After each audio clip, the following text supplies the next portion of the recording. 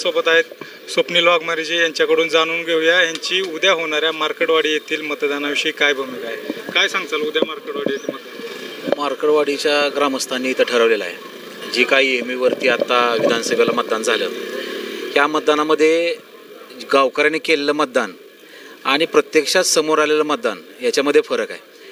आपण महाराष्ट्राची परिस्थिती जर बघितली तर जे ट्रेंड झाले त्या ट्रेंडमध्ये अगदी विरोधी पक्ष नेतासुद्धा होऊ शकत नाही इतपतसुद्धा उमेदवार आमदार त्या ठिकाणी निवडून आले नाहीत महाविकास आघाडीचे. त्याचप्रमाणे मार्कवाडीमध्ये मागील 7 वर्षामध्ये पंचायत समिती सदस्य म्हणून माझ्या घरातला कुटुंबाची मिसेस त्या ठिकाणी निवडून आली.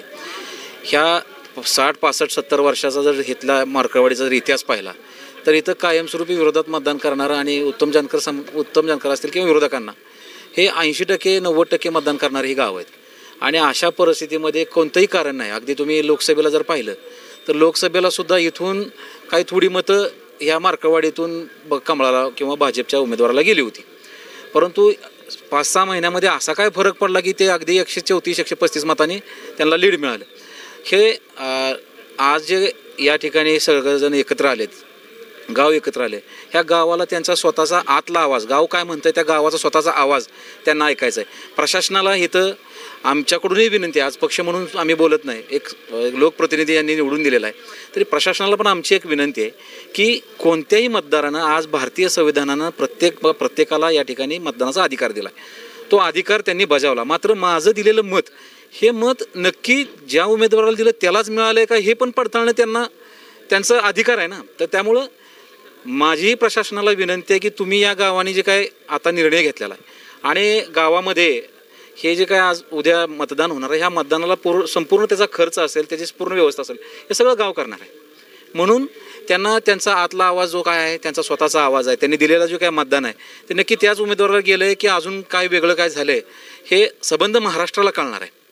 म्हणून या ठिकाणी त्यांना प्रशासनाचं सहकार्य करावं एवढीच या वतीनं मी विनंती करतो. तुम्ही म्हणताय प्रशासनानं सहकार्य करावं, परंतु प्रशासनानं तर प्रचंड फौजफाटा तयार केला आहे. तर उद्या त्यांची भूमिका आहे की मतदान होऊ द्यायचं नाही किंवा ही प्रक्रिया पार पडू द्यायची नाही, तर त्याबद्दल पक्ष म्हणून आपली भूमिका नाही. निश्चितपणानं आज महाराष्ट्रामध्ये तुम्ही सर्वत्र सगळे, अगदी फक्त काय मार्कवाडीमध्ये नाही, सगळ्या महाराष्ट्रामध्ये जेवढे काय मतदारसंघ आहेत गावगावामध्ये आज हीच सूर आहे की आम्ही दिलेलं मतही काही स्वरूपामध्ये चुकीच्या पद्धतीनं EVMमध्ये हॅक होऊ शकतं, त्याच्यामध्ये छेडछाड होऊ शकते. अगदी 2013चं जर भाषण तुम्ही मोदी साहेबांचं ऐकलं तर त्याच्यामध्ये सुद्धा त्यांनी स्पष्ट म्हटलं की ह्याच्यामध्ये छेडछाड होऊ शकते. एवढे मोठे मोठे देश आहेत, त्या देशामध्ये एवढे मोठे देश आहेत, शिकलेले प्रगतशील देश आहेत, आणि त्याच्यामध्ये सुद्धा म्हणजे बॅलेट मशीनवरती नसून कागदावरती त्या ठिकाणी मतदान होतं.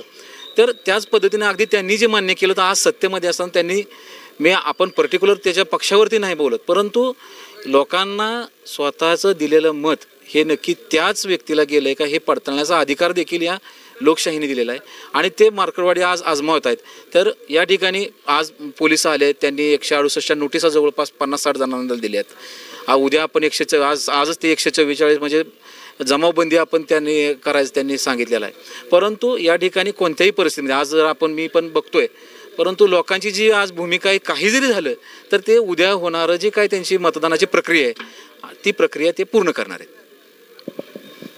तर हे होते स्वप्नीलजी वाघमारे यांनी कसल्याही परिस्थितीत उद्या मार्कडवाडी येथे मतदानाची प्रक्रिया पार पडेल असे सांगितले आणि त्यामध्ये त्यांचाही सहभाग किंवा त्यांचं सहकार्य निश्चित राहील असे त्यांनी पटवून दिलेलं आहे. सागर